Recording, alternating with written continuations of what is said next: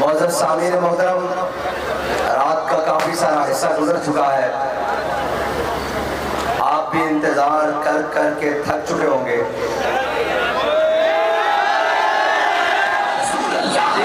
जी जी ठीक है। तो फिर बात यूँ है कि ज़ौफ़ माना मगर ये ज़ालिम दिल उनके रास्ते में तो थका ना करे। बात यह है कि लोग पूछते थे कहाँ है लब्बैक वाले, तो हम उनको बताने के लिए आए हैं कि यहाँ है लब्बैक वाले। एक मिनट, अब मैं नारा लगवाता हूँ। अभी मियाँ चन्नू को चस नहीं आई, मैं बताता हूँ नारा लगवाने का। सब्र करते हैं थोड़ी, मुझे गुफ्तगू कर लेने दे। और जो कोई पुकारेगा कि कहाँ है लब्बैक वाले, मोहम्मद अरबी के गुलाम उसके घर में जाकर कहेंगे यहाँ है लब्बैक वाले। और रही बात कि जी अब ये क्यों निकले हैं और इनके निकलने से क्या होगा, और ये आए रोज निकलते हैं। और जनाब भाई, पाकिस्तान हमारा है, पंजाब सिंध बलूचिस्तान कश्मीर खैबर पख्तूनख्वा हमारा है, ठीक है जी। मुल्तान हमारा है, खानेवाल हमारा है, मियाँ चन्नू हमारा है। तो किसी के पेट में क्यों दर्द होती है कि ये क्यों निकलते हैं।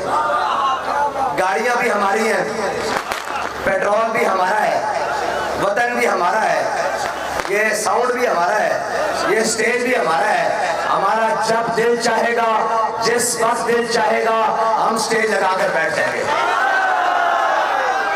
और रही बात कि हम क्यों निकलते हैं, तो हमारे निकलने का मकसद कभी भी जात नहीं होता, कभी भी करप्शन के बचाव के लिए मुकद्दमात को खत्म करना नहीं होता। हमारे निकलने का मकसद कभी भी 50 रुपए के स्टाम्प्स लेकर लंदन भाग जाना नहीं होता। हमारे निकलने का मकसद कभी भी बेटे को वजीर खारजा बनाकर सिंध के घर में जाकर बैठ जाना नहीं होता। हमारे निकलने का मकसद कभी भी आसिया को बैरूने मुल्क के जहाजों में बैठाकर बाहर भेजवाना नहीं होता। हमारे निकलने का मकसद कभी भी कौम की बेटियां बेचना नहीं होता। हम जब भी निकलते हैं कौम की गैरत के लिए निकलते हैं, नामूस से रिसालत के लिए निकलते हैं, खत्मे नबूवत के लिए निकलते हैं, इस्लाम के लिए निकलते हैं, आवाम के लिए निकलते हैं, पाकिस्तान के लिए निकलते हैं। अगर ये निकलना जुर्म है तो सुन लो, ये जुर्म हम हर बार करेंगे।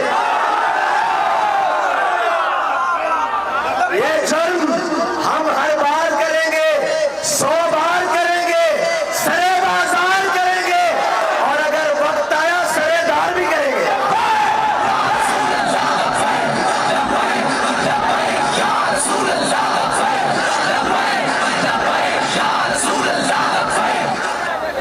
और कहते हैं कि हुआ क्या है निकलने से, तो अभी तो हम बाबुल इस्लाम सिंध मज़ार कायद हजरत अब्दुल्ला शाह गाजी के मज़ार से निकले हैं, कराची से निकले हैं, और सिंध के अंदरूने सिंध से होते हुए पंजाब आए हैं, और पंजाब के मुख्तलिफ शहरों से होते हुए मियाँ चन्नू आए हैं। गैस की कीमतें भी नीचे गिर गई हैं, पेट्रोल की कीमतें भी नीचे गिर गई हैं, और वो 35 साल तजर्बाकार जो कहते थे हमें बड़ी हुकूमत का तजर्बा है, और उसके साथ सिंध में मुसलसल तकरीबन पिछली 5 दहाइयों से 50 सालों से हाकिम डाकू राज, हम अल्हम्दुलिल्लाह यहाँ नहीं बात कर रहे, नवाब शाह में भी कहकर आए हैं कि जरदारी सिंध का बड़ा डाकू है, कह के आए हैं, लाड़काने में भी तकरीर करके आए हैं, और जनाब हर जगह कहकर आए हैं। इसलिए कि ये नगमा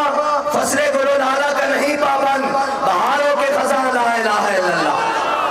हमें इससे गर्ज नहीं है कि ऊपर यून खान बैठा हुआ है या जनाब ज़ियाउल हक का माशाअल्लाह है। हमें इससे गर्ज नहीं है कि ऊपर भट्टो बैठा हुआ है या जनाब बेनजीर है। हमें इससे गर्ज नहीं है कि ऊपर नवाज शरीफ है या जरदारी है। हमें इससे गर्ज नहीं है कि इमरान खान है या शहबाज शरीफ है।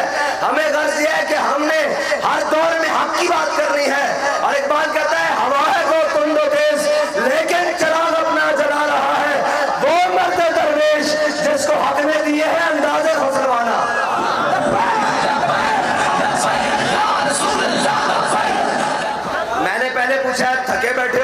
बस कर देता हूँ।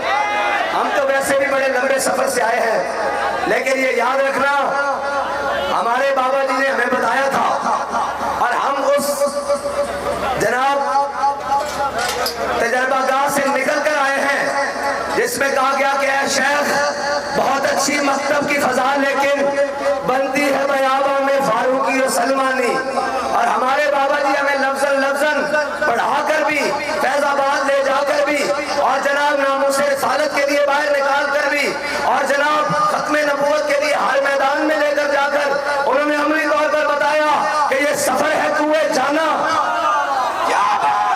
ये सफर लंदन अपार्टमेंट्स का नहीं है, ये सफर एवन फील्ड्स का नहीं है, ये सफर अयान अली के हाथों में मुल्क की दौलत लूट कर जाने वाला नहीं है, ये सफर बिलावल हाउस का नहीं है, ये सफर जाती उमरा का नहीं है, ये सफर बनी गाना का नहीं है, ये सफर वाशिंगटन और व्हाइट हाउस का नहीं है, ये सफर है कुएं जाना, ये सफर मदीना तैयबा का है, ये सफर है कुएं जाना जहां कदम कदम बनाए जिन्हें जिंदगी हो प्यारी वो यहीं से लौट जाए।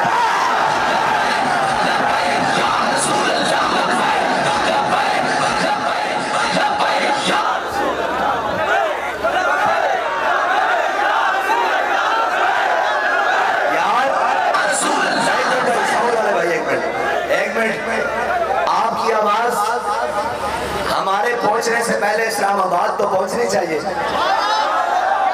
आपकी आवाज तख्ते लाहौर तो जानी चाहिए, जाती उमरा की दीवारों से टकरानी चाहिए ताकि उनको पता लगे कि ये मुल्क आपकी अयाशियों और बदमाशियों के लिए नहीं बना। ये मुल्क हमारे बड़ों ने 10 लाख कुर्बानियां देकर आपकी अयाशियों और बदमाशियों के लिए हासिल नहीं किया। ये मुल्क हमारे बड़ों ने अंग्रेज के खिलाफ जहाद करके और उसको यहाँ से निकाल कर आपके लिए नहीं बनाया। ये मुल्क जिसको बनाते वक्त नारा लगा था कि बट के रहेगा हिंदुस्तान और बन के रहेगा पाकिस्तान, और पाकिस्तान का मतलब क्या? पूरी आनी चाहिए भाई।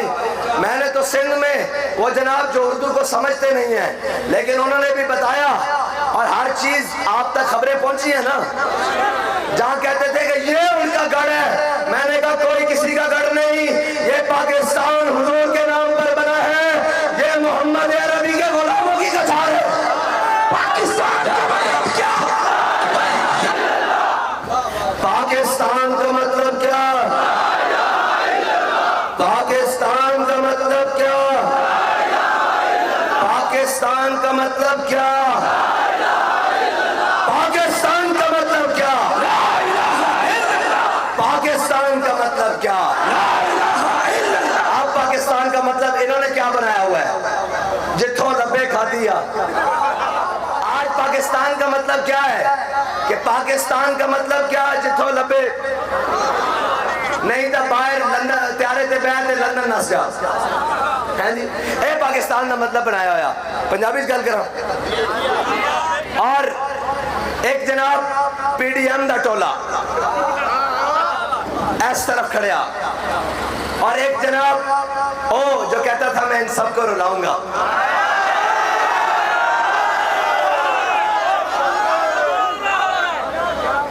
कहते हैं ना बाबा जी ने कहा था कि फानी है अरबाबे तरब की कुर्सी, कायम दायम है फकत रब की कुर्सी, गवर्नर हो सदर हो वजीर आजम हो दीमक की लपेट में है सबकी कुर्सी। हमने उस वक्त भी कहा था हौसला कर, हमें ये हथकड़ियां लगी हुजूर के नाम पर, साढ़े वास्ते तो इश्क दिया मंगन, सानू नहीं है घबरा दिया ना सी जेना तो डर दिया। असद आके हथकड़ी पा के भी लब्बैक, थाने जाके भी लब्बैक, जेल जाके भी लब्बैक, दहशतगर्दी का पर्चा कटा के भी लब्बैक, जे वक्त आया तो तख्ते दार ते लटक के भी लब्बैक। बारी देना दी सी कहते हम आजादी की जंग लड़ने चले हैं। मैंने कहा नहीं नहीं नहीं, आजादी की जंग से तुम्हारा क्या ताल्लुक? की जंग तुम लड़ने चले थे, तुमने तो उतने महीने उतने दिन भी नहीं निकाले जितने महीने हमारे इन बुजुर्गों ने और इन कारकुनों ने जेलों में निकाले। 7-8 महीने बगैर किसी जुर्म के, और जनाब सारे सोए रहे, हाई कोर्ट भी सोई हुई, सुप्रीम कोर्ट भी सोई हुई, क्या जी हम नहीं छोड़ सकते? मैंने कहा ना छोड़ो, हमें क्या परवाह है। हमने तो कहा था कि जिंदा में भी न गई शोरश अपने जुनू की, जिंदा में भी न गई शोरश अपने जुनू की, अब संग मदावा है साशुफ्ता सरी का, और कफस में भी रहा सफरे शोक रवा हमारा। आज से तकरीबन 5 या 8 अप्रैल को म्यूनिसिपल बाग में जलसा हुआ था। अल्लाह की कसम जो आपसे वादा करके गए थे उससे एक सूतर पीछे नहीं बल्कि कई मील आगे हैं। आपसे कहा था एक वादा है, मर जाएंगे जालिम की हिमायत। हाँ, आज बड़े बड़े आए, खरीदार आए, अभी हम जब निकलने लगे पाकिस्तान बचाओ मार्च के लिए आ गए, कहने लगे आप क्यों जा रहे हैं? तेल तो सस्ता होना है, साफ जाहिर है, जब बैग वाले निकले हैं सस्ता तो होना है। कह रहे हैं जी आप निकलेंगे सस्ता तो करना पड़ जाएगा, आप ऐसे करें हमसे कमीशन ले लें, पर लीटर 5 रुपए कमीशन ले लें। मैंने कहा नहीं। कहते और ले लें, 10 ले लें, 15 ले लें, और जाए और ले लें। मैंने कहा आप देर से पहुंचे हैं, हमारे कायद हमारा सौदा बाजार मुस्तफा में करके गए, और अब इंशाल्लाह कौम की बेटी को वापस लाना पड़ेगा, डॉक्टर आफिया सिद्दीकी को वापस लाना पड़ेगा। यार कैसी बदबख्ती की बात है, हमारे हाकिम जैसे भी थे गैरत के मामले में बड़े गैरतमंद होते थे, ये हमें कैसे टकर गए हैं कि इस मुल्क के अंदर सरेआम पाकिस्तानियों को शहीद करने वाला रहमन डेविस जहाजों में बैठकर अमेरिका चला गया और उसने किताब लिख डाली कि ये बड़े ही बेशर्म हुक्मरान हैं जो पाकिस्तानी कौम पर मुसल्लत हैं, और फिर कर्नल जोसेफ सरेआम पाकिस्तानी को शहीद करके इस्लामाबाद की रोडों पर और भाग गया वापस अपने वतन में। लेकिन कितनी बेशर्मी की बात है कि हर हाकिम आया, मुशर्रफ से लेकर आज तक तारीख इस्लाम, बल्कि अपनी बेटी किसी ने नहीं बेची। अगर बेटी की गैरत की बात आई थी तो इस्लाम इस धरती में आया इस सबब था कि मोहम्मद बिन कासिम एक औरत की इज्जत की खातिर सिंध की धरती को आगे रोक के रख गया था, और एक औरत की खातिर सलमान बिन अब्दुल मलिक ने 10,000 अबलगी घोड़ों से फारिस की जमीन रोक के रख दी थी। और सलाहुद्दीन अय्यूबी जब बैतुल मुकद्दस में फातेह की हैसियत से दाखिल हो रहा था, उससे पहले जब ईसाइयों ने बैतुल मुकद्दस पे कब्जा किया था तो उनके घोड़े घुटनों तक जनाब खून में लथपथ थे और जनाब लाशें बह रही थी, और इस हाल में वो औरतों की इज्जत लूटते हुए जनाब बैतुल मुकद्दस में फलस्तीन में यरूशलेम में दाखिल हो रहे थे। लेकिन देखें इधर मोहम्मद अरबी का दीन आ रहा है, मोहम्मद अरबी के दीन का वारिस आ रहा है, सलाहुद्दीन अय्यूबी फातेह की हैसियत से बैतुल मुकद्दस में दाखिल हो रहा है, सारे खड़े हैं, मुसलमान माएं बेटियां भी खड़ी हैं। और जब फर्दे जज्बात में आकर मुसलमानों की बेटियों ने अपने दुपट्टे सलाहुद्दीन अय्यूबी के घोड़े के आगे ऐसे फेंके मरहबा कहने के लिए, तो उसने अपने घोड़े की लगामें खींच ली और खींच कर उन दुपट्टों को उतरा और उन दुपट्टों को उठाकर अपनी आंखों पे लगाया। कहने लगा हम इन दुपट्टों को घोड़ों के पांव के नीचे रोकने नहीं आए बल्कि इनकी इज्जत और बढ़ाने के लिए आए हैं। लेकिन कैसे वो हुक्मरान थे, कैसी वो कौमें थी, आज हमें कौन टकर गए जिनकी बेटी गैरों की जेलों में है, जिनकी बेटियों को गैर उठाकर ले गए हैं, लेकिन वो बदमस्त शराबे पीकर अय्याशियां कर मुल्क लूट कर हर जनाब गुंडागर्दी कर कहते हैं कि हम कौम को वहां से हिट करेंगे जहां से कौम को पता नहीं लगेगा, हम वोट को इज्जत दिलवाएंगे और त्यारों में बैठकर बाहर भाग जाएंगे। और एक कहता था मैं आजादी की जंग लड़ूंगा, मैं इनको रुलाऊंगा। अपनी बारी आई तो मगरमच्छ के आंसुओं से रोने लग पड़ा, और बाबा जी ने कहा था न तुम हमें यूं सदमे देते, न हम यूं फरियाद करते, न राज खोलते सर बस्ता, न यूं रसवाइयां होती। इंशाअल्लाह अब ये काफिला इश्क मस्ती अपनी मंजिल की जानिब रवा दवा है। हमारे मुतालबात में ये भी मुतालबा दाखिल है कि हुकूमत पाकिस्तान फिल फौर, अगर अब बात खुली करता हूं, अगर मरी से लाहौर हेलीकॉप्टर और जहाज दही के कूड़े लेने जा सकते हैं तो पाकिस्तान से बेटी को लेने अमेरिका त्यारे क्यों नहीं जा सकते? ये बुजुर्ग बैठे हैं, ये बुजुर्ग बैठे हैं, इनको पता है नवाज शरीफ के दौर में जनाब पीसी बोरबन में दही खत्म हो गया सुबह नाश्ते के टाइम, तो वहां से त्यारा उड़ा और जनाब लाहौर दही लेने पहुंच गया गवार मंडी, और दही खत्म हो जाए तो त्यारा उड़ सकता है। अगर कौम की गैरत को कोई उठाकर ले जाए तो त्यारे क्यों नहीं उड़ सकते?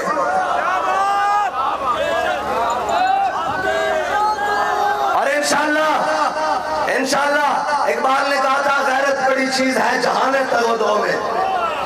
हाँ, बेटियों की गैरत का उनको क्या पता हो जो बेटियों के जिस्म देखते हो, जिनको डांस के शौकीन हो, जो जनाब इन जनाब का शौकीन हो, और वो हमारा मीडिया आजाद मीडिया जिसको ये बातें दिखाते हुए पाबंदी है। इकबाल कहता है ताजीब नबी है शीशा गरा, आदाब जुनू शायर मशरिक को सिखा दो। इकबाल कहता है कि इन बेचारों के महकूम के हक में यही तरबियत अच्छी मौसीकी और सूरत के लिए इल्म नबातात। जहां ये बताओ कि लाहौर में फैशन शो हो रहे हैं, वहां हर किस्म के फैशन शो हो रहे हैं, ये जरूर कौम को तुमने बताना है, लेकिन ये नहीं बताना कि गर्मी में, तूफान में, बारिशों में, गर्म सर्दी लो में भी एक मोहम्मद अरबी के गुलामों का काफिला लाहौर की तरफ जाने में, इस्लामाबाद की तरफ जाने में, लेकिन नहीं बताना।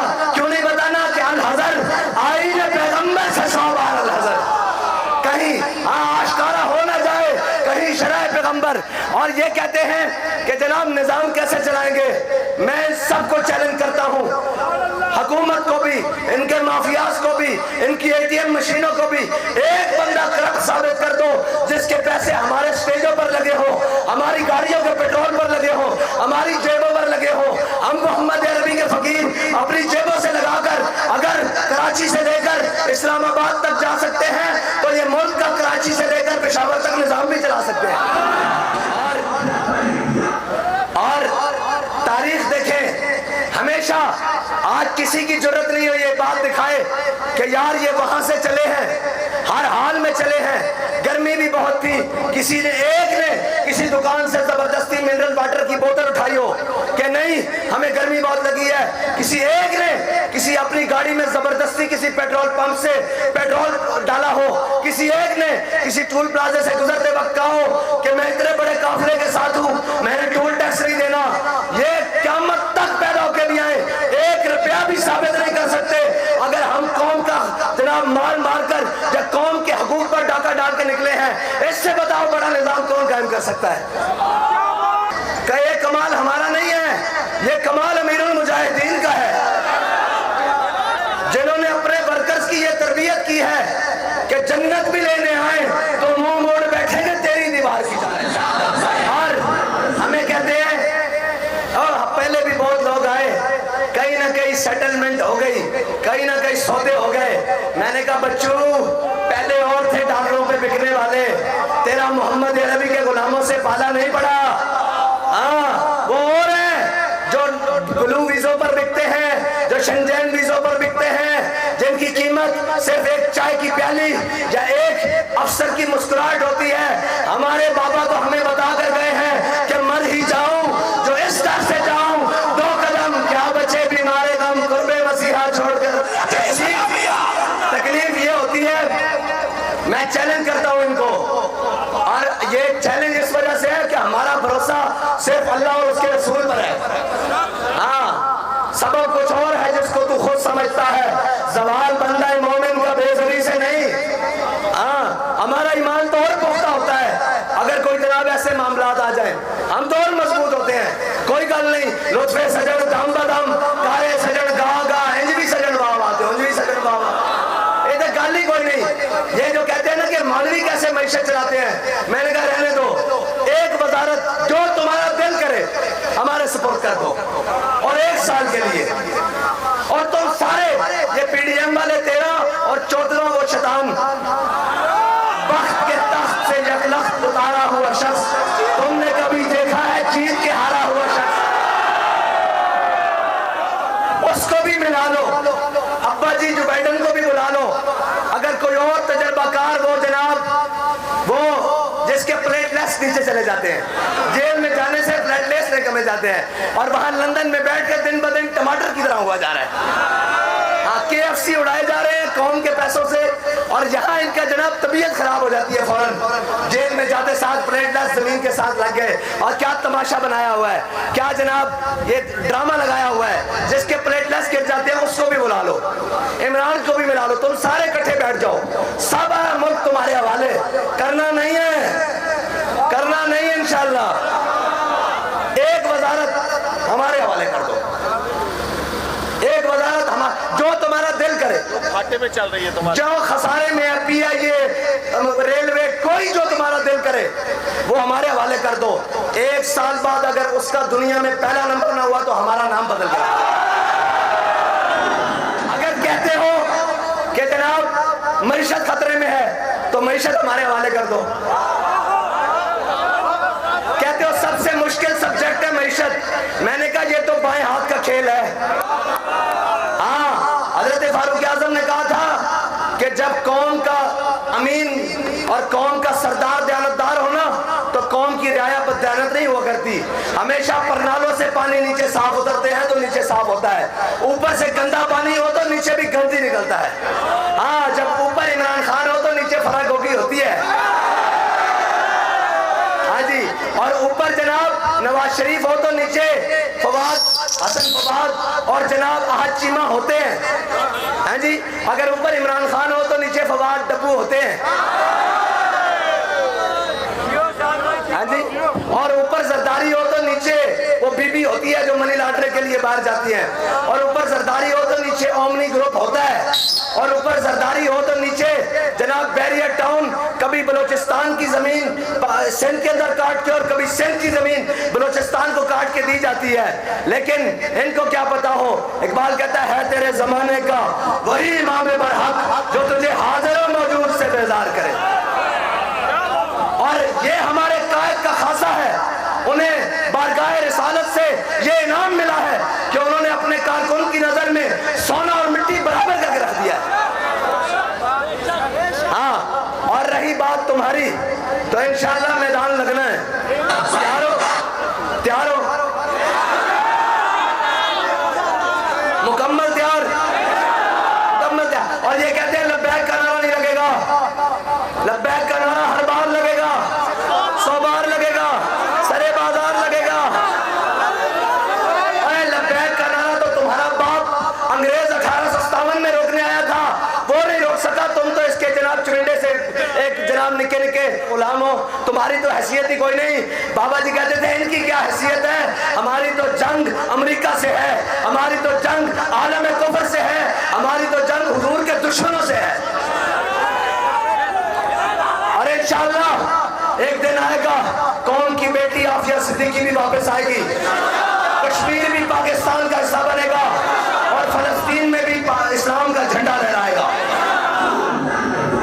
इस्लामी बराइल है, हमने मियां चन्नू के दरो दीवार को गवाह बनाकर कहना है कि या रसूलल्लाह जब, या अल्लाह जब, ऐ मेरे हबीब, मेरे आका मौला, जब जरदारी अपने बेटे को वजीर आजम का कैंडिडेट बना रहा था, जब नवाज शरीफ अपने भाई को वजीर आजम बना के वोट को इज्जत दो के नारे को बेच रहा था, जब इमरान खान सिर्फ वजारत उस्मा के लिए पूरा मुल्क दबाव पे लगाया हुआ था, उस वक्त आपके नाम पर बने हुए मुल्क में सिर्फ हम वो लोग थे जो आपके दीन के लिए, आपकी नामूस के लिए, आपकी खत्म नबूवत के लिए